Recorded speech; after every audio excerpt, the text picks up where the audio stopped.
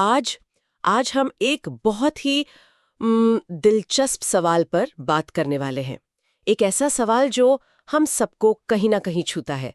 वो ये है कि जब कानून बनते हैं, हमें अधिकार दिए जाते हैं, तो कागज पर लिखी बातों और हमारी असल जिंदगी की हकीकत में इतना फर्क क्यों होता है? बिल्कुल। और आज हमारे पास जो स्रोत हैं वो इसी सवाल के अलग अलग पहलुओं को छूते हैं। हम बात करेंगे कि कैसे हमारी डिजिटल प्राइवेसी को बचाने वाला कानून शायद सरकार से सवाल पूछने के हमारे अधिकार को ही कमजोर कर रहा है। और फिर डिजिटल दुनिया के धुंधलेके से निकलकर हम दिल्ली के असली धुएं की बात करेंगे, जहां साफ हवा में सांस लेने का अधिकार हर सर्दियों में एक मजाक बनकर रह जाता है। ये सिर्फ पर्यावरण का मुद्दा नहीं है। नहीं, ये तो जीने के अधिकार का सवाल है। और इसके साथ ही हम दो बहुत ही जरूरी कानूनी मामलों की गहराई में उतरेंगे। एक में बच्चों की सुरक्षा से जुड़ा पॉक्सो कानून है, जहां शब्दों की व्याख्या पर पूरा केस टिका है। अच्छा। और दूसरा मामला है छत्तीसगढ़ के जंगलों का, जहां विकास के नाम पर आदिवासियों के सदियों पुराने अधिकारों को एक झटके में रद्द कर दिया गया। तो ये चार अलग अलग कहानियां हैं, लेकिन इन सबके पीछे धागा एक ही है: अधिकार, कानून और सत्ता। तो चलिए इन मामलों की तह तक जाते हैं और देखते हैं कि असल में हो क्या रहा है। चलिए शुरू करते हैं। तो सबसे पहले बात करते हैं हमारी डिजिटल जिंदगी की। 2023 में ये digital personal data protection act आया, डीडीपी एक्ट। सुप्रीम कोर्ट ने 2017 में निजता को मौलिक अधिकार माना था। तो लगा कि चलो अब हमारा डेटा सुरक्षित रहेगा, बड़ी बड़ी कंपनियां हमारे डेटा का गलत इस्तेमाल नहीं कर पाएंगी। यही उम्मीद थी, है ना? उम्मीद तो यही थी, और ये कानून उस दिशा में एक जरूरी कदम भी है। लेकिन जैसा कि अक्सर होता है, जो असल चीज है वो बारीकियों में छिपी होती है। यहाँ सबसे बड़ी चिंता जो स्रोत में उठाई गई है वो इस कानून का सूचना का अधिकार अधिनियम यानी आरटीआई पर पड़ने वाले असर को लेकर है। आरटीआई, वो तो 2 दशक पुराना कानून है जिसने आम आदमी को सरकार से सवाल पूछने की ताकत दी थी। उसका इससे क्या लेना देना? सीधा लेना देना है। देखिए, डीपीडीपी एक्ट के आने के बाद आरटीआई एक्ट की एक धारा है 8(1)(j, उसे बदल दिया गया है। पहले क्या था कि कोई जन सूचना अधिकारी किसी की व्यक्तिगत जानकारी देने से तभी मना कर सकता था जब उससे किसी बड़े सार्वजनिक हित का नुकसान ना हो रहा हो। पारदर्शिता को प्राथमिकता थी। और अब क्या बदल गया है? अब ये सार्वजनिक हित वाली शर्त ही हटा दी गई है। नए नियम के तहत किसी भी तरह की व्यक्तिगत जानकारी देने से सीधे सीधे मना किया जा सकता है। अब सोचिए, अगर कोई किसी सरकारी अधिकारी की संपत्ति या शैक्षिक योग्यता के बारे में जानना चाहे तो उसे आसानी से ये व्यक्तिगत जानकारी है कहकर मना कर दिया जाएगा? बिल्कुल। अरे, ये तो पूरा खेल ही पलट गया।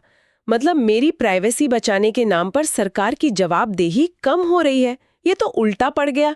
स्रोत में इस पर और भी कुछ चिंताएं जताई गई हैं। हाँ, एक और बहुत बड़ी चिंता है data protection board of India यानी डीपीबीआई को लेकर। यही वो संस्था है जो इस पूरे कानून को लागू करवाएगी, शिकायतों का निपटारा करेगी। लेकिन इसकी स्वतंत्रता पर गंभीर सवाल हैं। कैसे? बोर्ड के अध्यक्ष और सदस्यों की नियुक्ति, उनकी सेवा की शर्तें, सब कुछ केंद्र सरकार तय करेगी। ये सीधे तौर पर इलेक्ट्रॉनिक्स और सूचना प्रौद्योगिकी मंत्रालय के नीचे काम करेगा। तो जो निगरानी करने वाला है वो खुद सरकार के ही कंट्रोल में है? बिल्कुल। स्रोत में एक बहुत दमदार लाइन लिखी है।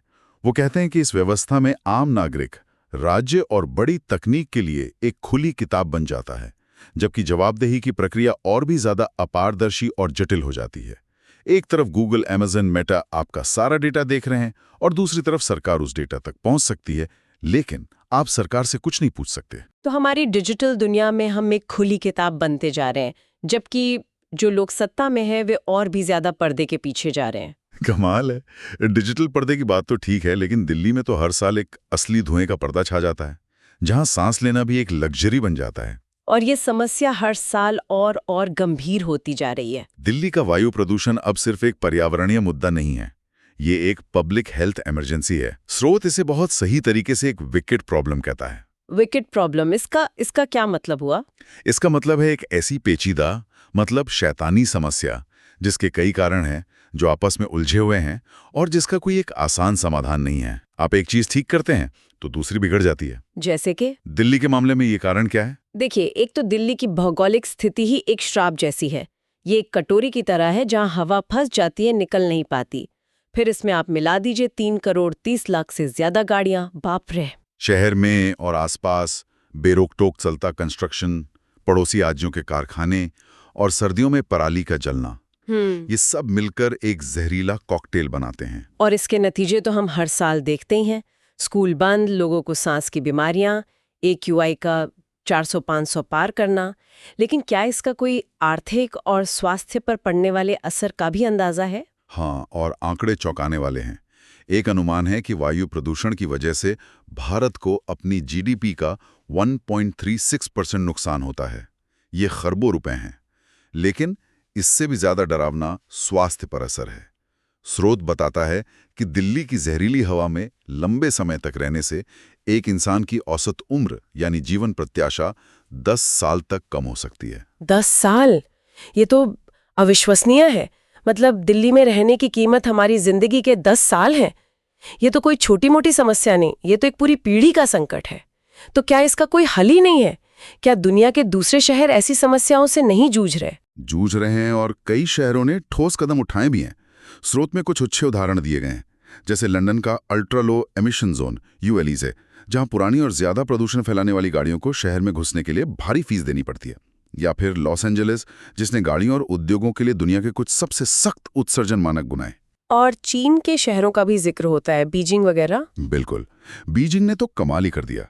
उन्होंने एक मल्टी ईयर एक्शन प्लान बनाया और उसे सख्ती से लागू किया। नतीजा, 5 साल के अंदर वहां PM 2.5 के स्तर में 35% की गिरावट आई। ये दिखाता है कि अगर राजनीतिक इच्छा शक्ति हो तो नतीजे मिल सकते हैं। लेकिन ये सब तो विदेशों की बातें हैं। लंदन या बीजिंग में जो काम करता है वो दिल्ली में क्यों नहीं हो पा रहा? क्या सिर्फ इच्छा शक्ति की कमी है या कोई और भी पेच है? यहाँ इच्छा शक्ति के साथ साथ तालमेल की भी भारी कमी है। हवा किसी राज्य की सीमा को नहीं मानती है ना। दिल्ली की हवा पर हरियाणा, उत्तर प्रदेश, राजस्थान, पंजाब सबका असर पड़ता है। ये तो है। जब तक ये सारे राज्य मिलकर एक साझा योजना पर काम नहीं करेंगे, तब तक दिल्ली का दम घुटता रहेगा।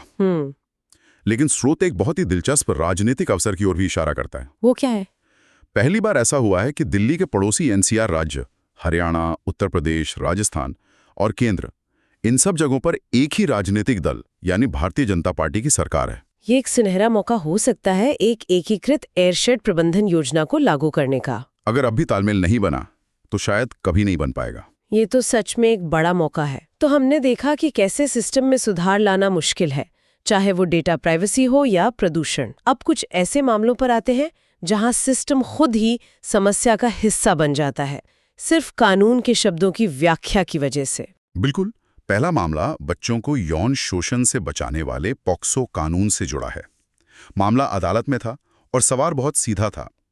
क्या पॉक्सो कानून के तहत पेनिट्रेटिव सेक्सुअल असॉल्ट, मतलब भेदन यौन हमले का आरोप किसी महिला पर लगाया जा सकता है? ये तो बड़ा अजीब सवाल है। याचिकाकर्ता का तर्क क्या था? वो ऐसा क्यों कह रहे थे कि महिला पर ये आरोप नहीं लग सकता? उनका तर्क कानून के एक शब्द पर आधारित था। पॉक्सो कानून की धारा 3 में अपराधी के लिए अंग्रेजी सर्वनाम ही का इस्तेमाल किया गया है। याचिकाकर्ता ने कहा कि क्योंकि ही लिखा है, शी नहीं, इसलिए यह कानून सिर्फ पुरुषों पर लागू होता है। ये तो बड़ा अजीब तर्क है कि कानून में ही लिखा है तो वो सिर्फ पुरुषों के लिए है। कानून की भाषा क्या इतनी सीधी सादी होती है?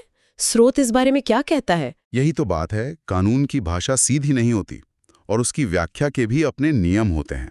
स्रोत असल में 3 बहुत मजबूत पॉइंट रखता है जो इस तर्क को पूरी तरह खारिज करते हैं। पहला तो ये कि हमारे देश में 1897 का एक कानून है, जर्नल क्लॉजेज एक्ट। 1897 का? इतना पुराना? हाँ, और वो आज भी लागू है। वो कानून कहता है कि जब तक किसी कानून में साफ साफ इसके विपरीत कुछ ना कहा गया हो, तब तक मर्दाना लिंग में महिलाएं भी शामिल मानी जाएंगी। मतलब अगर ही लिखा है तो उसका मतलब ही और शी ही माना जाएगा। अच्छा, तो ये एक पुराना नियम है जो पहले से ही मौजूद है। और दूसरा तर्क क्या है? दूसरा तर्क पॉक्सो कानून की अपनी परिभाषा से आता है। कानून में पेनिट्रेटिव सेक्सुअल असॉल्ट की परिभाषा बहुत व्यापक है। इसमें डिजिटल पेनिट्रेशन या किसी वस्तु के जरिए पेनिट्रेशन जैसे कृत्य भी शामिल हैं, और ये ऐसे काम हैं जो एक महिला भी कर सकती है। तो कानून का इरादा साफ है कि वो कृत्य को देख रहा है, करने वाले के लिंग को नहीं। सही बात है। और तीसरा तर्क एक तुलना से आता है। हाल ही में जो नई भारतीय न्याय संहिता बनी है BNS, उसकी धारा 63 में बलात्कार के अपराध को परिभाषित किया गया है। वहां संसद ने बहुत स्पष्ट रूप से पुरुष और महिला शब्दों का इस्तेमाल किया है। जिससे साफ है कि वो अपराध एक पुरुष द्वारा एक महिला के खिलाफ ही हो सकता है। अगर संसद पॉक्सो को भी लिंग विशिष्ट बनाना चाहती तो वो भी यहाँ ऐसे ही साफ शब्द लिखती। अच्छा, तो अगर संसद को सिर्फ पुरुषों को शामिल करना होता तो वो साफ साफ लिख देती जैसा दूसरे कानून में किया है। ये तो काफी मजबूत तर्क हैं। ये तो हुआ जहां कानून की सही व्याख्या से न्याय को बचाया गया। लेकिन क्या होता है जब व्याख्या ही न्याय के खिलाफ चली जाए? छत्तीसगढ़ का हसदेव अरण का मामला कुछ ऐसा ही लगता है। वो मामला तो और भी ज्यादा परेशान करने वाला है। हसदेव अरण मध्य भारत के सबसे घने और प्राचीन जंगलों में से एक है। वहां घाटपरा नाम के गांव के आदिवासी समुदायों को 2013 में वन अधिकार अधिनियम के तहत सामुदायिक वन अधिकार दिए गए। Community forest rights. हाँ, ये उनकी एक बड़ी जीत थी। इसका मतलब था कि जंगल के संसाधनों पर, उसकी देखरेख पर उनका हक कानूनी तौर पर मान लिया गया था। बिल्कुल। लेकिन उनकी ये खुशी ज्यादा दिन नहीं टिकी। 2016 में उन्हीं अधिकारों को छत्तीसगढ़ सरकार ने ये कहकर रद्द कर दिया कि वहां एक कोयला खदान बननी है। एक मिनट, जो अधिकार एक कानून के तहत दिए गए उन्हें एक सरकारी आदेश से रद्द कर दिया गया? ये कैसे मुमकिन है? मामला अदालत में तो गया ही होगा। गया, और 9 साल तक चलने के बाद छत्तीसगढ़ उच्च न्यायालय ने उस रद्दीकरण को सही ठहरा दिया। और अदालत का जो तर्क था वो इस पूरी कहानी का सबसे चौंकाने वाला हिस्सा है। ऐसा क्या तर्क दिया अदालत ने? अदालत का तर्क था कि गांव वालों को जो सामुदायिक अधिकार दिए गए थे वो शुरू से ही शून्य थे, वॉइड अब इनिशियो थे। क्योंकि जिस जमीन पर उन्हें अधिकार दिए गए वो जमीन तो वन अधिकार कानून आने से भी पहले 2012 में ही खनन के लिए एक कंपनी को आवंटित की जा चुकी थी। एक मिनट, ये थोड़ा उलझा हुआ है। कोर्ट का कहना है कि अधिकार दिए ही नहीं जाने चाहिए थे क्योंकि जमीन तो पहले से माइनिंग के लिए दी जा चुकी थी। ये तो ऐसा हुआ कि मैंने आपको एक घर बेचा और फिर कहा कि आप इसमें रह नहीं सकती क्योंकि मैंने तो पहले ही इसे किसी और को किराए पर दे दिया था। आपकी उपमा बिल्कुल सटीक है। स्रोत भी यही सवाल उठाता है। वो वन अधिकार अधिनियम 2006 की एक बहुत ही महत्वपूर्ण धारा 4(7) का हवाला देता है। इस धारा में साफ लिखा है कि आदिवासियों को दिए गए वन अधिकार सभी भारों से मुक्त माने जाएंगे, फ्री फ्रॉम ऑल एनकम्ब्रेंसेस। कानूनी भाषा में भार का मतलब होता है किसी संपत्ति पर कोई पुराना दावा या देनदारी, जैसे कि कोई लीज या पट्टा। तो इसका मतलब तो ये हुआ कि कानून के हिसाब से खनन का पट्टा एक भार है और आदिवासी अधिकार उससे ऊपर हैं।